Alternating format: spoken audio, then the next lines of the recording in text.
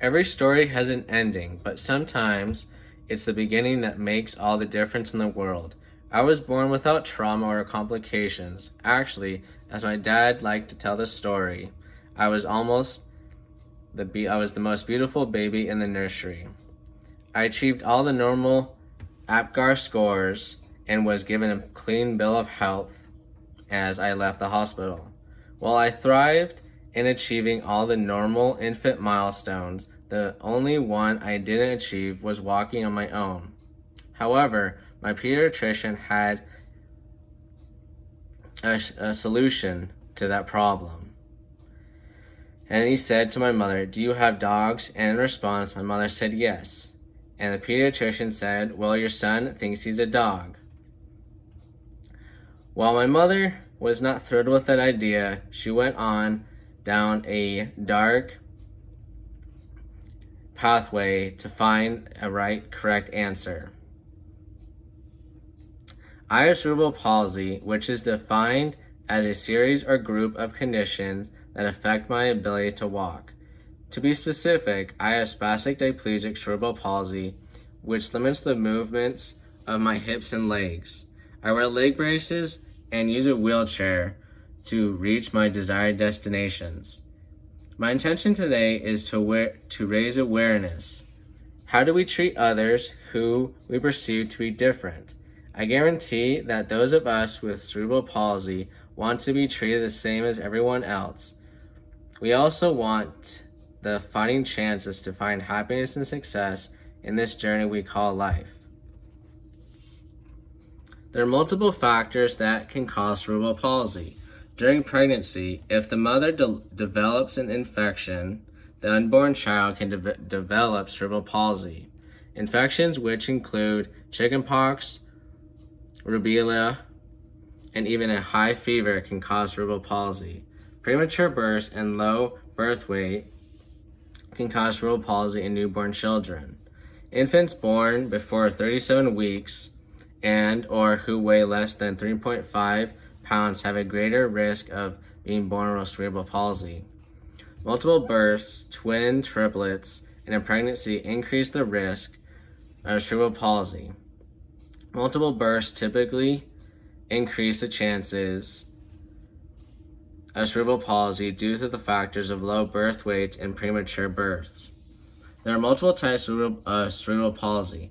The most common type of cerebral palsy, which affect more than 70% of patients, is spastic diplegic cerebral palsy, or better known as spastic cerebral palsy. There are three types of spastic cerebral palsy. Spastic diplegic affects one side of the body, such as arm, leg, or hand. Spastic diplegic typically affects leg muscles, making them rigid. Spastic quadriplegic, the most severe, affects the brain and all body movements.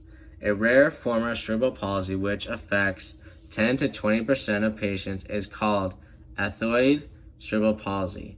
Ethmoid cerebral palsy causes uncontrollable movements in the patient, such as writhing in the body, or irregular movements in the patient's legs, hands, or feet.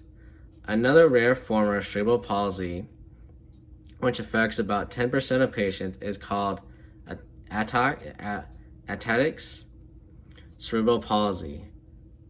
Ataxic cerebral palsy is when tremors occur. This causes difficulty in writing, buttoning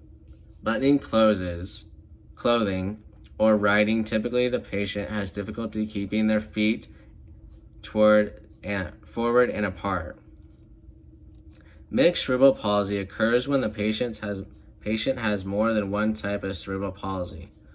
According to the Mayo Clinic, the brain disorder causes cerebral palsy doesn't change with time, so the symptoms usually don't worsen with age. However, there are many noticeable indicators associated with cerebral palsy.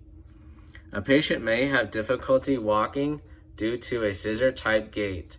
A patient may have difficulty eating or drinking. A patient may have delays in speech and developing or speaking. A patient may even have difficulty in fine motor skills. A patient may have stiff muscles and lack of muscles in arms, legs, hands, and neck.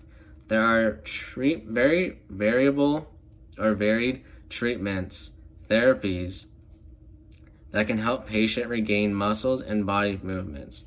Physical therapy is a very important part of managing cerebral palsy that should and start early on for most patients. Occupational therapy teaches the patient how to do everyday activities. Recreational therapy helps to improve with patients' physical and mental skills. Speech therapy helps the patient with speech, communication, sign language, and even swallowing. Orthopedics help the patients with movements and balance. Orthopedics include leg braces, wheelchairs, electric scooters, and walkers.